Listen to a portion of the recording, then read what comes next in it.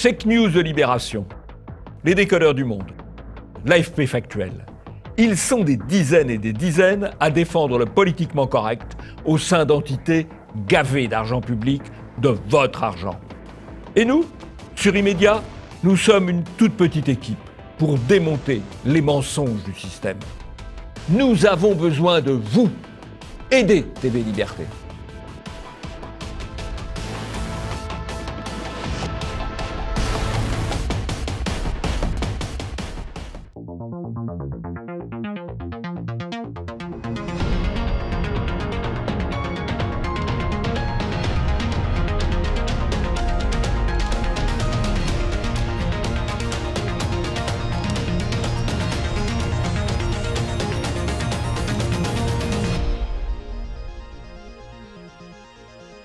Bonjour à tous et bienvenue dans ce nouveau numéro d'Immédiat, l'émission de TV Liberté qui décrypte la propagande médiatique. Bonjour Jean-Yves. Bonjour Nicolas.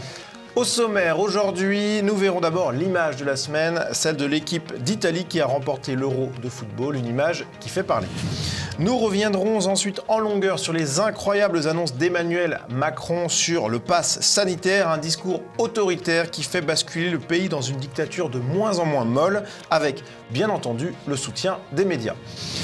Nous reviendrons comme d'habitude sur l'actualité médiatique de la semaine dans notre revue de presse et enfin nous conclurons cette émission en analysant l'énorme manipulation médiatique autour du meurtre du jeune Théo par un migrant africain. Immédiat numéro 357, c'est parti.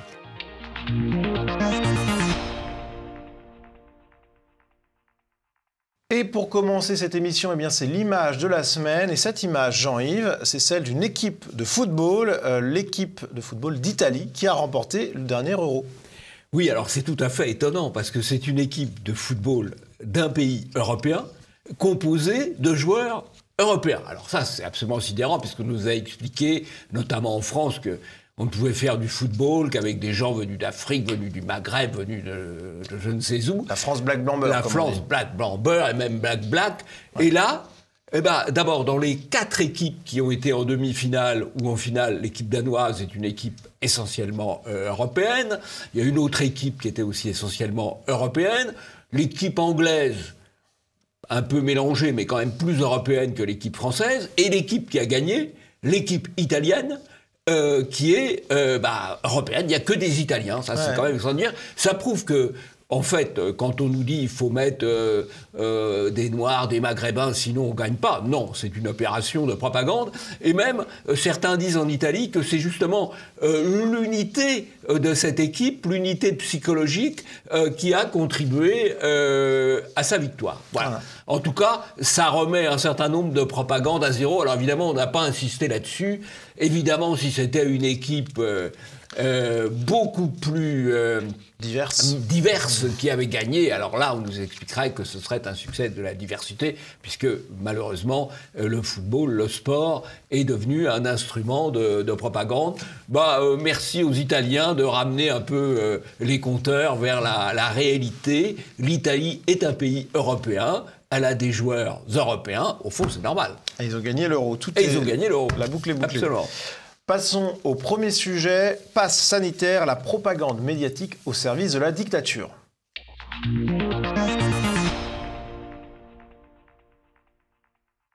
Emmanuel Macron a donc pris la parole sur le pass sanitaire avec des annonces glaçantes.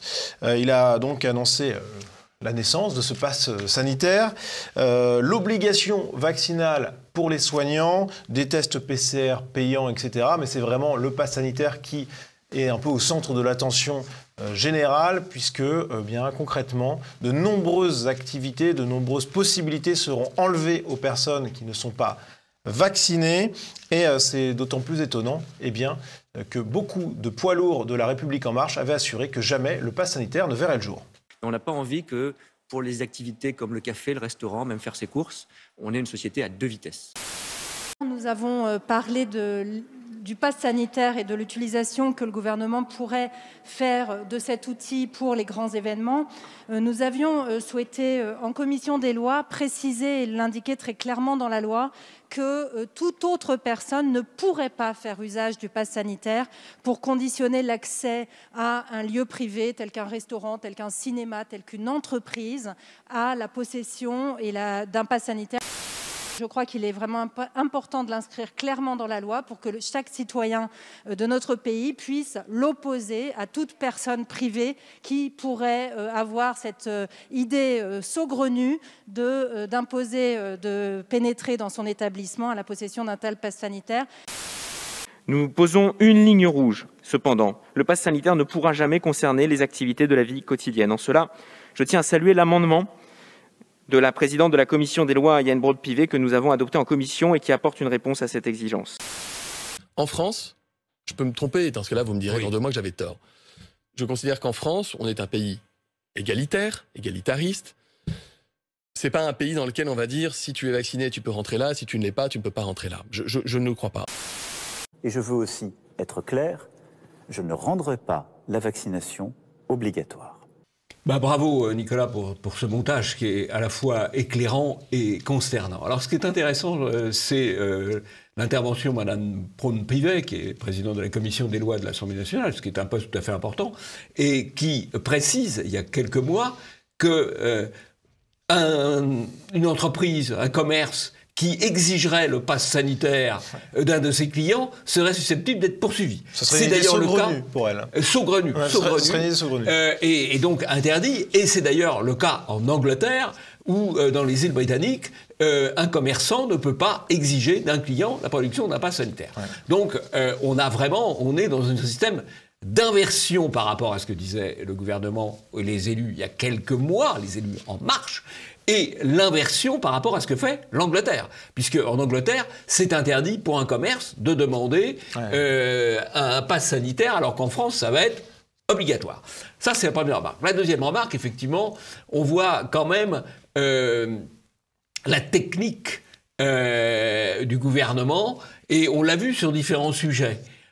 On évoque une possibilité pour l'écarter, et après on l'impose. Mais quand on évoque la possibilité pour l'écarter, ça veut dire qu'on y pense. Elle fait partie de l'éventail. Elle fait partie de l'éventail, alors pour le moment on laisse ça de côté, et après on y vient. C'est la technique de propagande. C'est l'histoire du homard, qu'on met, si on le met directement dans l'eau bouillante, il crie très fort, mais si l'eau augmente progressivement, il s'y habitue finalement. Enfin, ça se termine toujours mal. Et Jean-Yves, ce qui est intéressant quand on voit ces annonces vraiment effrayantes de la part d'Emmanuel Macron, quasiment dictatoriales, on se retrouve avec... il y a beaucoup de choses à analyser, mais déjà, on peut parler de la justification, puisqu'il impose ce pass sanitaire pour une raison précise, théoriquement scientifique. Alors, il impose la justification par la progression, dont les médias nous disent qu'elle va être exponentielle, du variant Delta. Alors là, le variant, à chaque fois, il y a un nom nouveau. Au départ, c'était indien, mais après, on a mis Delta pour faire oublier que ça venait d'Inde. Ce qui est intéressant, c'est qu'il y a 2 périodes, il y a des cycles. On le voit dans tous les pays d'ailleurs. Ouais. Et donc...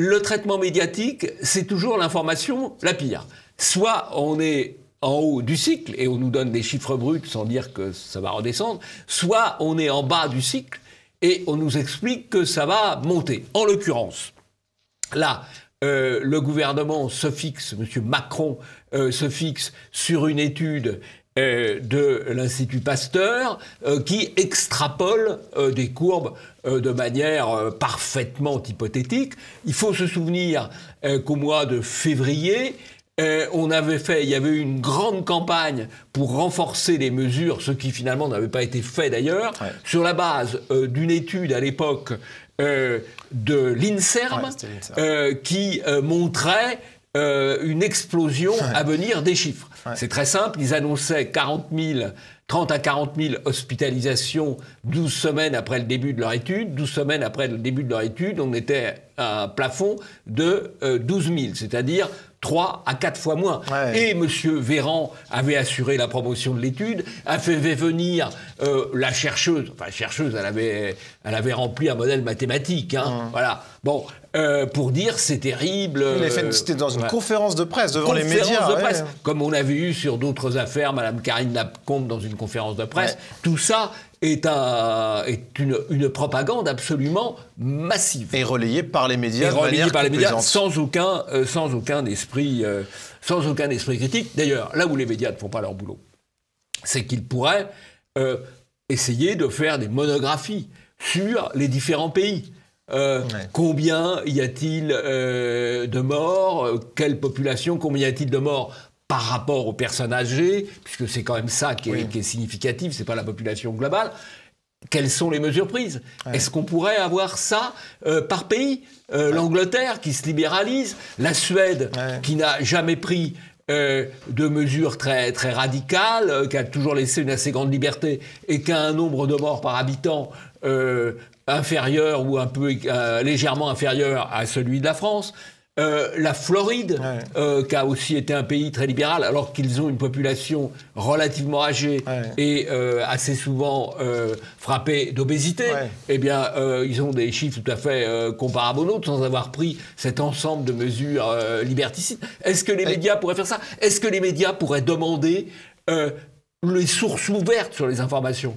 Ce qu'on appelle dans le jargon l'open data, c'est-à-dire que chacun puisse accéder aux sources. Bien entendu. Et il y aurait une multitude de gens qui feraient des études, au fond, bénévolement, alors que les statisticiens publics ne font que les études qu'on leur autorise à faire ou qu'on leur commandite, et les publient avec beaucoup de retard. Voilà, des enquêtes sur ce qui se passe dans chaque pays, sur les politiques de chaque pays, sur les courbes dans chaque pays, et de l'open data. Voilà, ça, ce serait ça de l'information. Mais on paye 5 milliards pour les chaînes publiques, on paye des milliards pour les journaux. Rien. Ils relaient la propagande gouvernementale. Sans aucun esprit critique. C'est assez extraordinaire, surtout qu'on le rappelle, en Inde, la courbe, le fameux variant Delta indien, la courbe des décès, la courbe des cas, a fait une courbe en cloche. C'était leur première vague. Les courbes sont assez souvent en cloche. Actuellement, si on ramène à la population française, il y aurait 2000 cas par jour en Inde. Oui, c'est à peu près ce qu'on a. Les statistiques sont-elles vraies ou pas? Non, mais si on ramène à la population française, parce que vous oubliez que l'Inde, c'est 20 fois la population française. Alors évidemment, on peut tout de suite citer des chiffres importants. Ah bah oui, les chiffres sont importants, c'est clair. En tout cas, Jean-Yves, alors Emmanuel Macron n'a pas rendu la vaccination obligatoire, mais c'est à peu près tout comme. Si vous voulez, il a appliqué la stratégie de Le Chiffre. Vous savez, Le Chiffre, c'est le gros journaliste de BFM qui avait dit il faut leur pourrir la vie, il faut en faire des parias. Et ben voilà, Le Chypre a bien fait son boulot de propagandiste parce qu'il a préparé le terrain à Macron, puisqu'en fait, c'est exactement ce que fait Macron. Il n'y a pas d'obligation vaccinale, c'est pire que ça. Parce qu'aujourd'hui, il y a des obligations vaccinales pour un certain nombre de vaccins, mais on ne demande pas aux enfants, puisque ça concerne au départ les enfants, on ne demande pas de se balader en permanence avec leur... Et puis ils peuvent aller au restaurant, ils peuvent aller jouer, etc. Enfin, c'est fou, quoi. Oui, c'est vrai qu'on a une différence de degré. C'est bien pire que ce qu'il n'y a jamais eu. Alors on note quand même qu'on a Anne Laurin de CNews qui a tweeté en résumé, c'est la vaccination obligatoire pour tous mais sans l'avouer, ou encore Jean Quatremer qui s'est élevé un petit peu contre ces annonces. Donc on a quand même un aveu des médias. Et en parlant d'aveu, Jean-Yves, on va écouter une journaliste de BFM qui, quelques heures avant les annonces de Macron, finalement trahissait un peu le secret des dieux. On va l'écouter. Autre piste, l'extension du pass sanitaire. Finalement, on passerait d'un pass sanitaire à un pass vaccinal. Pourquoi? Parce qu'on abaisserait par exemple les jauges dans certains établissements. On rendrait ce pass vaccinal obligatoire pour aller au cinéma, au restaurant, dans un bar. Surtout, l'idée en coulisses, c'est de rendre quelque part cette vaccination obligatoire par ce moyen détourné, rendre la vie impossible aux Français pour qu'ils aillent se faire vacciner. Oui, l'idée en coulisses, en fait, elle a des informations, puisqu'on sait que son patron est très proche de Macron, Marc-Olivier Fougiel, et donc il oriente sa rédaction, et là c'est de la préparation du terrain, comme le Chypre, toujours employé de Marc-Olivier Fougiel, préparer le terrain. Voilà. Et alors, Jean-Yves, on a vraiment l'impression d'être rentré dans quelque chose qui s'apparente quand même, alors même si le terme peut faire peur, mais une dictature de moins en moins molle, vraiment, avec le HuffPost qui note « Macron fait le pari de la vaccination à marche forcée », en parlant de décision drastique. Bon, c'est un peu de la périphrase pour dire une décision très très dure.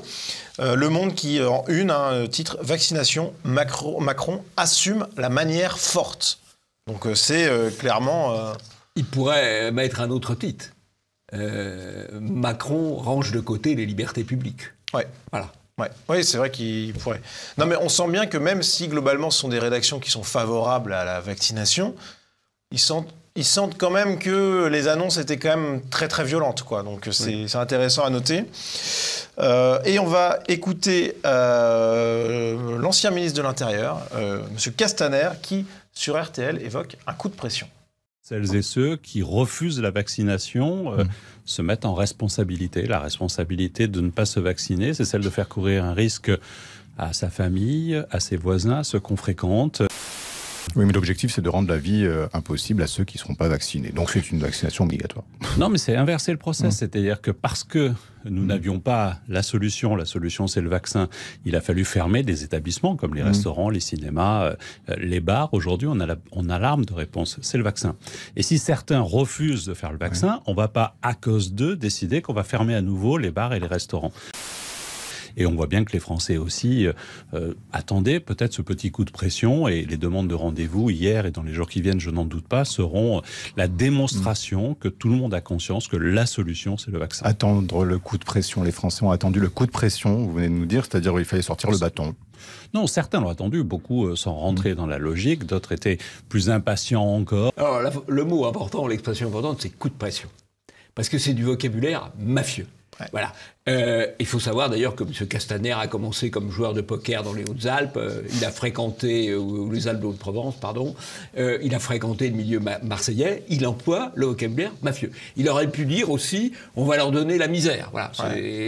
C'est les deux variantes. Effectivement, on va donner la misère aux Français non vaccinés. Et c'est ça la logique de ce pouvoir. C'est un pouvoir mafieux. On note que le journaliste, là encore, on est sur une rédaction favorable à la vaccination obligatoire, à mon avis, mais qui se rend bien compte que ça pue un peu quand même. Le coup de pression, il le relève, oui. Bah oui, parce que en fait, c'est choquant, choquant, tout simplement. Et on a Jean Quatremer qui, dans Libé, publie un billet, passe sanitaire, Emmanuel Macron, monarque absolu en CDD. Donc Jean-Yves, on a quand même l'impression, quand on regarde tout ça, qu'il y a une prise de conscience de certains journalistes, non pas tous là encore, mais sur le fait que c'était des annonces très dures. Oui, mais si vous voulez, des mesures aussi dures dans le domaine de la lutte contre l'insécurité ou dans le domaine de la lutte contre l'immigration clandestine déclencheraient des tollés absolus dans les médias. Ceci étant, le diable porte pierre, parce que on ne pourra pas dire demain qu'on prend des mesures pour établir la sécurité ou protéger les frontières qui sont attentatoires aux libertés, puisqu'on en a pris, des mesures attentatoires aux libertés 10 fois pires que ce qu'on pourrait prendre vis-à-vis des délinquants ou vis-à-vis des étrangers à l'occasion de cette crise. Donc, il peut y avoir un bon côté. Effectivement. Parce que l'histoire, vous ne pouvez pas faire ça à cause de l'état de droit, à cause des libertés publiques, c'est une blague. Quand on voit l'attitude du Conseil constitutionnel, l'attitude du Conseil d'État, tout ça, c'est une blague. Quand il nous explique l'état de droit, les libertés publiques, c'est une blague. Ils n'en ont rien à faire, clairement. Là, on le voit de manière concrète. Ah bah là, c'est sûr et certain. Ils pourraient le regretter. Je dois dire que les gens du Conseil constitutionnel, les gens du Conseil d'État, peuvent encore peut-être un peu se rattraper, là, puisque la loi va être déférée, je pense. Ils devraient faire attention. C'est un conseil amical que je leur donne. Faites attention à ne pas sacrifier toutes les libertés, parce qu'à ce moment-là, vous n'avez plus la moindre légitimité, puisque vous fondiez votre légitimité sur, soi-disant, la défense des libertés. Alors, on va écouter l'analyse de Charlotte Dornelas dans l'heure des pros sur ces annonces. Une analyse très complète, très nuancée et très intéressante. On va l'écouter tout de suite. Je vais rompre le consensus général, mais moi, je suis évidemment choquée en fait, par les annonces qui sont faites. Et ben là, on a renoncé à toutes nos libertés par volonté d'imposer une égalité entre tous. Je suis désolée, à 12 ans, à 20 ans, à 35 ans et à 75 ans, avec ou sans comorbidité, on ne risque pas la même chose avec ce virus. Donc il y a des personnes pour qui la balance risque-bénéfice par rapport au vaccin est évidemment positive. Il y en a plein d'autres qui se disent pourquoi je prendrais un risque alors que cette maladie, statistiquement, ne m'en fait prendre aucun. La confiance, surtout dans une crise pareille, ça ne se décrète pas en fait. Ça se gagne et ça se mérite. Je vais prendre l'exemple du labo. Il y a de l'origine du virus. Il y a un an, quand on posait la question de l'origine du virus, de se dire est-ce qu'il aurait pu sortir d'un laboratoire? Complotiste, évidemment, c'est tellement plus simple que de répondre à une question. Or aujourd'hui, alors aux États-Unis, parce qu'ils sont beaucoup plus discertes que nous sur la question, il y a une probabilité très forte pour que ce virus, effectivement, soit sorti d'un labo. Je pourrais prendre l'exemple des frontières. Le virus n'a pas de passeport. Donc ça ne sert à rien de fermer les frontières. Finalement, on va les fermer, mais en fait, pas vraiment.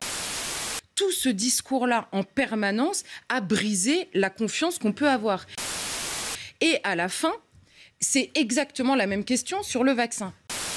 D'abord, ce vaccin commence par une volonté des laboratoires de se décharger sur les États de la responsabilité en cas d'effet secondaire. Donc il ne sert à rien de dire on sait absolument tout sur ces vaccins. C'est pas vrai. Donc ce qui est normal, ce qui est normal, il y a un exploit dans la rapidité de la mise en place de ce vaccin, un exploit réel scientifique. Donc il y a forcément un risque inhérent à cet exploit-là et au manque de recul évident au vu de la situation. Bien sûr que le vaccin, et c'est ce que je disais tout à l'heure, sur la question bénéfice-risque, pour certaines personnes qui risquent gros avec ce virus, le bénéfice-risque, il est évidemment positif. Maintenant, quand on dit on sait désormais qu'il y a zéro risque avec ce vaccin, pardon, c'est pas vrai, on ne le sait pas. Voilà, madame, ce discours-là, excusez-moi, mais aujourd'hui, il est gênant pour moi. Ah bah oui, d'accord ? Tout ce qui amène un grain de sable dans la vaccination me pose problème. Deux choses. D'abord, Charlotte Dornelas, c'est très clair, très mesuré et très courageuse aussi, parce que c'est pas évident d'aller contre la doxa dominante. Et d'ailleurs, la phrase du sénateur centriste à la fin est tout à fait hallucinante. Il dit « ce discours me gêne ». Il me gêne non pas parce qu'il est faux. Il me gêne parce qu'il ne permet pas d'atteindre mes fins. C'est-à-dire qu'on est dans une logique vraiment de manipulation. Alors qu'on doit essayer de comprendre ce qui se passe. Et puis, c'est vrai qu'il y a eu tellement d'erreurs, de faits, tellement de mensonges de dits, que c'est normal de se poser un certain nombre de questions. Mais Charlotte Dornelas reprend vraiment tous les points qui soulèvent des questionnements et qui, normalement, dans un pays un peu éclairé et qui prend soin de son peuple, on devrait se poser quelques questions avant de généraliser la vaccination aux plus jeunes. Enfin, ça me paraît... Les personnes à risque, pourquoi pas, mais les personnes qui n'ont pas de risque, on devrait se poser la question 2 minutes. Jean-Yves, pour conclure sur ce sujet, que dire de manière plus générale ? Je pense qu'il faut comprendre que chez Macron, il y a une volonté d'humiliation des Français et de division des Français. L'humiliation, je vais citer 2 exemples. À l'occasion du 14 juillet, on met un certain nombre de légions d'honneur. Les 2 plus emblématiques, c'est le titre de grand officier à Mérieux, qui est une des grandes fortunes françaises et la plus grande fortune française de Big Pharma, qui a d'ailleurs beaucoup travaillé, l'Institut Mérieux, avec Wuhan. Avec le laboratoire P4 de Wuhan. Plus ou moins bien d'ailleurs avec le laboratoire Wuhan. C'est pas tout à fait innocent. Choisir de le faire grand officier, c'est un pied de nez. Pas ça du tout. Et l'autre, qui est tout aussi emblématique, c'est de faire de Monsieur l'Allemand le préfet éborgneur, le préfet de police éborgneur de Gilets jaunes, commandeur de la Légion d'honneur. Et ça, c'est des messages très forts. C'est des messages très forts. Big Pharma, allez-y, on vous honore. L'Allemand éborgné, on vous honore. Ça, c'est des messages forts. C'est du mépris total. Et du mépris. Et puis, il y a le côté division, parce que derrière l'opération sanitaire, il y a la division entre Français, entre les jeunes et les vieux, entre les bien portants elle est malade, entre les insouciants et les hypocondriaques, entre les vaccinés et les non-vaccinés. Voilà. Et je pense que ça correspond à une volonté de division des Français. C'est peut-être un petit peu complotiste, j'arrive. Alors écoutez, Nicolas, vous pouvez penser que c'est complotiste, mais je n'ai fait qu'exprimer une vieille formule latine, divide ut imperare, diviser pour régner, ce qui veut donc dire que nos ancêtres, nos précédents latins, romains, il y a 2000 ans, il y a 2200 ans, étaient déjà complotistes. Ouais, ok, peut-être avec raison. Peut-être avec raison. En tout cas, c'est certain que quand on voit ces annonces d'Emmanuel Macron, on ne peut que se poser des questions sur ses réelles intentions, tout simplement, puisque c'est honnêtement très glaçant comme sujet. On le suivra, bien entendu, dans l'immédiat. Passons à la revue de presse.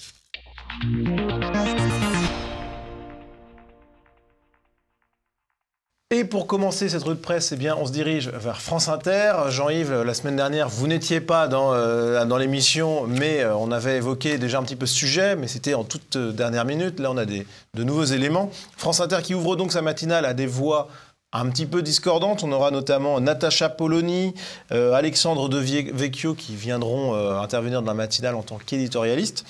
Et eh bien, on a un article du Monde qui s'intéresse aux réactions de la rédaction de France Inter. À France Inter, les nouveautés de la grille crispent la rédaction. Les équipes désapprouvent l'arrivée dans la matinale d'un panel de chroniqueurs politiquement engagés. Voilà. C'est peu dire que l'annonce n'a pas provoqué en interne un enthousiasme débordant. Politiquement engagé, politiquement marqué, ça veut dire pas tout à fait marqué, politiquement correct. Ouais. Bon, c'est quand même très relatif, parce que Natacha Polony est une femme de gauche, même si elle dit un certain nombre de choses justes, et variées. De Vecchio, il travaille au Figaro-Vox, c'est pas non plus l'abomination de la désolation, mais c'est pas tout à fait la ligne de France Inter. Marqué, c'est différent d'eux-mêmes. Ouais. C'est le refus de toute diversité, de tout pluralisme. Enfin, de toute diversité, en tout cas, ils promeuvent la diversité ethnique sans souci. Hein, oui, mais la diversité politique, ou idéologique, ils sont moins favorables. Ouais, c'est quand même incroyable. Hein. On rappelle, France Inter, service public, payé par nos impôts. Payé par vos impôts. Pas de problème. N'oubliez pas d'aider TV Liberté, parce que nous n'avons pas les impôts. Ouais. Et je rappelle que c'est des journalistes qui critiqueront CNews pour un engagement politique, à droite toujours, évidemment, dans ce cas-là. Alors que CNews, c'est une chaîne privée, eux, c'est une chaîne publique. Et pluraliste. Oui, pluraliste. Et pluraliste. Mais eux, c'est une chaîne du service public. Normalement, ils devraient être beaucoup, beaucoup plus neutres que tous les autres. Ce qui n'est évidemment pas le cas. Puisqu'on parle d'entités subventionnées qui ne sont pas neutres, on va s'intéresser à l'agence France Presse et un journaliste anglais de cette agence qui s'est illustré lors de la promotion du film Bac Nord. Un film donc, tiré d'une histoire vraie sur des policiers confrontés à une cité violente. Et donc un journaliste, lors de la conférence de presse de ce film, de présentation de ce film, qui dit « J'ai vu ce film et je me suis dit peut-être que je vais finir par voter Le Pen ». En parlant d'un film très bon, d'un film super, mais il déclare « Il y a un problème ». On est dans une année d'élection et donc on ne peut pas montrer un film qui montre la réalité. Non, là c'est pas possible ça. C'est incroyable comme réaction. L'AFP, financé par les contribuables. Ouais, c'est incroyable. Enfin, surtout qu'on a un film qui va un peu dépeindre de manière négative. La réalité, la réalité des banlieues quand même. Oui. Banlieues, mais pour 100 autres films qui font le contraire, qui promeuvent. Oui. Donc c'est vraiment incroyable.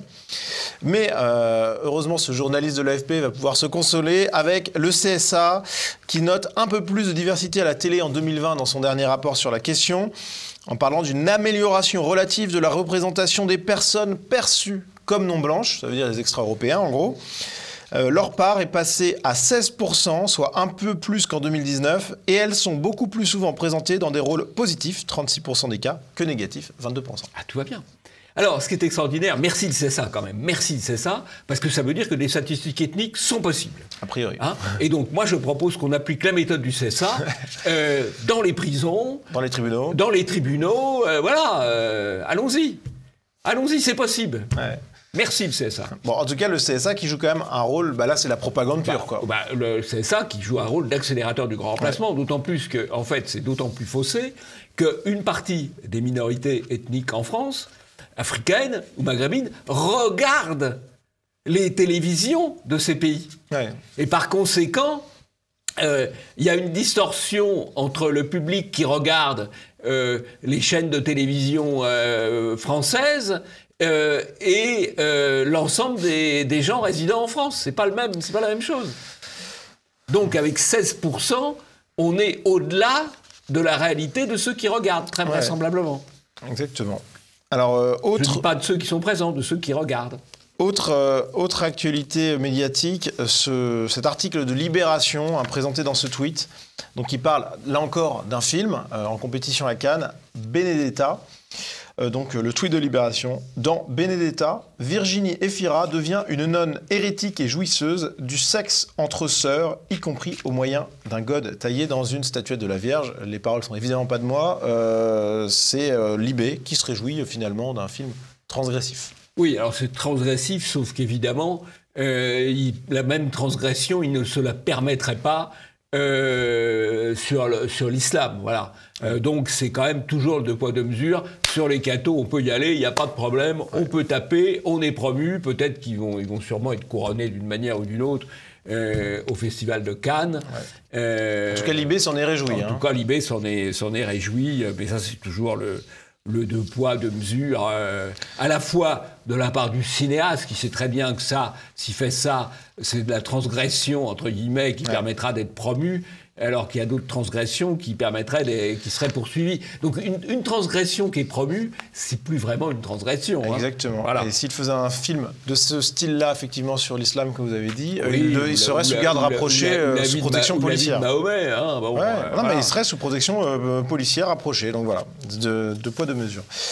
Jean-Yves, on est toujours sur Libération, avec Libération qui s'est illustrée par un beau bobard cette semaine avec le frère, l'un des nombreux frères d'Assa Traoré, condamné par la justice, et qui, selon Libération, sortait de 5 ans de détention provisoire, ce qui est quand même énorme. Oui, alors là, c'est évidemment un mensonge, un bobard parfait. Il se trouve que ce frère d'Assa Traoré n'a pas été reconnu comme directement coupable, identifié en tout cas comme coupable dans des émeutes où il y avait eu des tirs contre des policiers.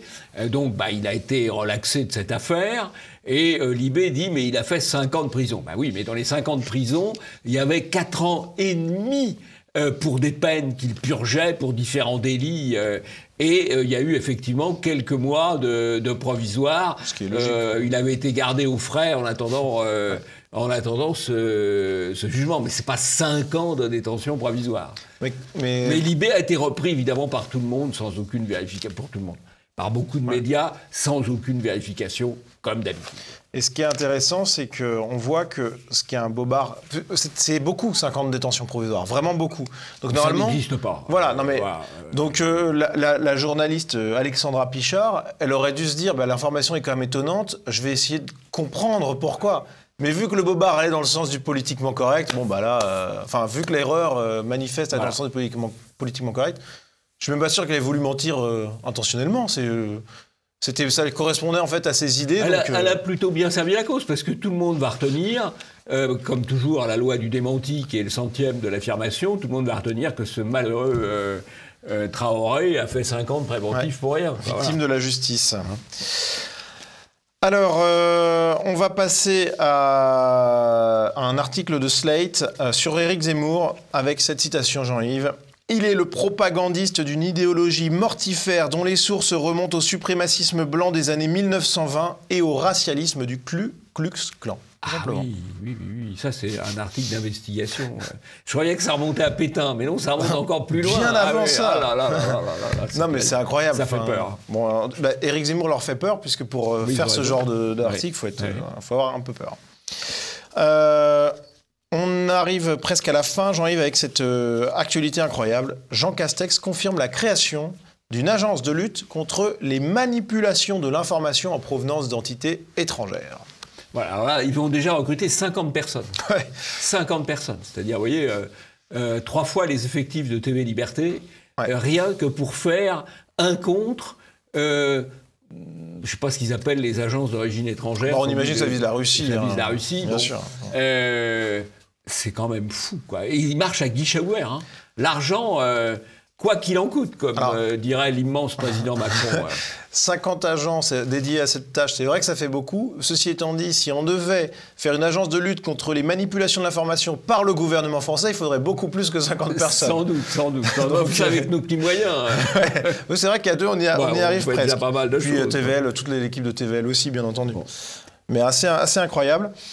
Et enfin, Jean-Yves, pour finir sur notre positive, un succès d'audience historique pour le Tour de France. Oui, alors le Tour de France, c'est la France. C'est d'abord la France par les paysages qu'on traverse. Ouais, pas trop abîmé, un peu par les éoliennes, mais quand même, c'est la France profonde, la France des paysages. La France éternelle. La France éternelle. Puis c'est le peuple français, le peuple d'origine, le peuple de souche qui est le long des routes. Et donc, c'est un succès extraordinaire. Ça prouve quand même que la France existe encore un peu et qu'elle a une culture, elle a un peuple. Certes que M. Macron veut dissoudre, mais ce n'est pas encore totalement achevé. Et ça, c'est une note positive. C'est bien de finir par une note positive quand même. Exactement. Passons au deuxième sujet, Théo, occultation et promotion.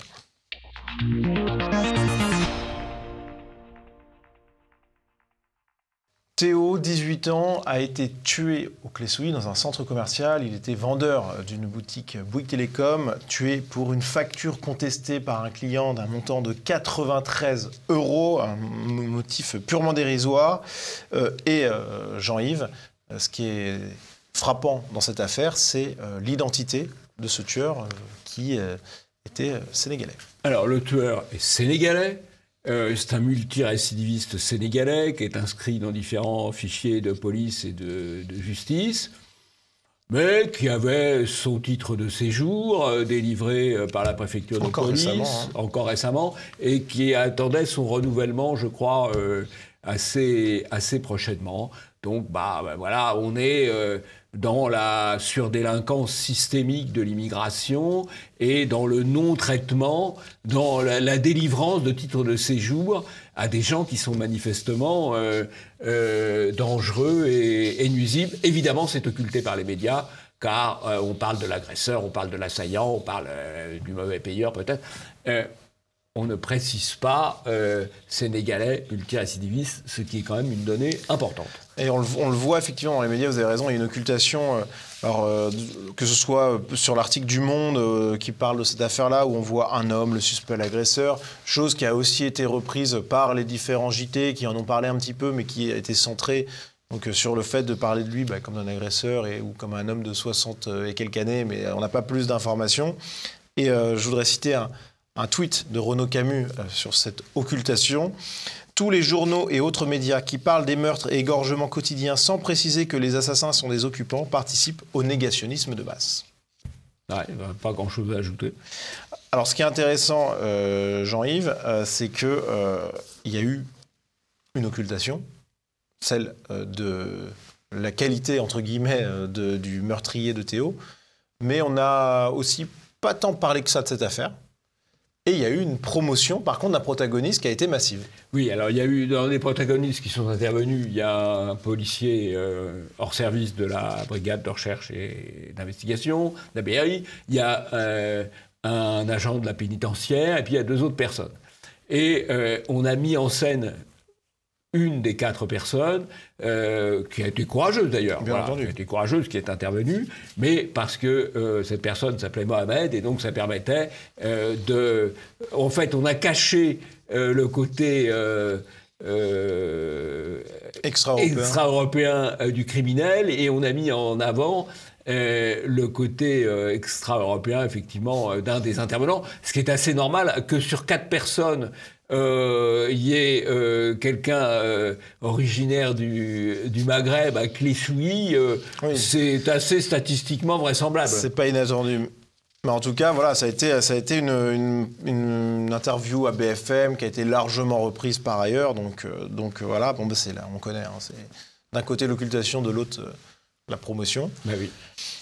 Et à Jean-Yves, ce qui est intéressant, c'est la comparaison de Théo, Deux couvertures médiatiques. Deux Théo. Alors, on avait couvert le Théo Louaka, qui était quand même un délinquant d'une famille de délinquants. Là, il a été sanctifié. Et ce Théo-là, il est occulté, alors que ce garçon, il avait 18 ans. Il travaillait pour gagner sa vie. C'est plutôt... aider ses parents, peut-être. C'est plutôt bien. Mais lui... voilà. Le président de la République n'aura pas été voir sa famille ou autre, ce qui est quand même dramatique. Passons avec ce dernier mot de Gabriel Cluzel sur Boulevard Voltaire. Plus que du pass culture et du pass sanitaire, c'est d'un pass sécuritaire que les jeunes ont besoin. Ouais. Je pense que c'est assez vrai. Je pense que le vrai changement, ça serait de permettre aux jeunes de ne pas avoir à baisser la tête. Ouais. Et aux jeunes gens et aux jeunes filles de ne pas être agressées systématiquement comme elles le sont aujourd'hui dans un certain nombre de quartiers ou de transports. Voilà. Très bien Jean-Yves, ça va être la fin de cette émission, mais vous avez un coup de chapeau. Oui, alors écoutez, j'ai un coup de chapeau sur l'Incorrect, dernier numéro de l'Incorrect, qui est un très très bon numéro, avec beaucoup de choses intéressantes. D'abord, Zemmour à l'honneur. Zemmour à l'honneur et un article assez intéressant sur Zemmour, donc ça c'est bien. Ensuite, il y a un dossier sur les éoliennes et les hydroliennes. Là aussi, qui est tout à fait intéressant. On apprend notamment que les hydroliennes ont été autorisées par Mme Pécresse quand le mari de Mme Pécresse s'occupait précisément dans son entreprise des hydroliennes. Ça tombe bien. Une coïncidence. Et puis, il y a aussi un dossier tout à fait intéressant sur les langues régionales. Voilà. Donc, il y a beaucoup de choses intéressantes dans ce dossier de l'Incorrect que je recommande. Dans ce numéro de l'Incorrect que je recommande. Eh bien, c'est noté, Jean-Yves. Merci à vous d'avoir suivi cette émission. Et Jean-Yves, on se dit à la semaine prochaine. À la semaine prochaine.